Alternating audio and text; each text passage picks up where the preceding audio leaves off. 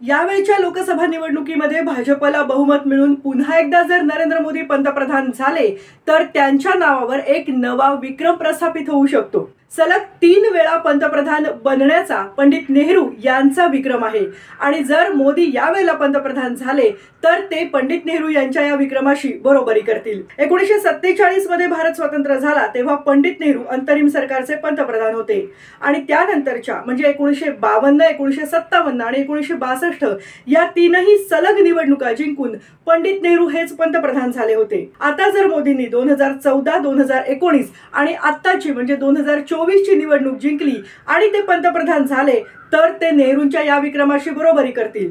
इंदिरा गांधी या 1972 मध्ये सलग दुसऱ्यांदा पंतप्रधान झाल्या होत्या, म्हणजे 1977 मध्ये झालेल्या निवडणुकीत मात्र त्यांचा पराभव झाला आणि त्यामुळेच पंडित नेहरू यांच्या या विक्रमाशी अजून तरी कोणीही बरोबरी करू शकलेलं नाही।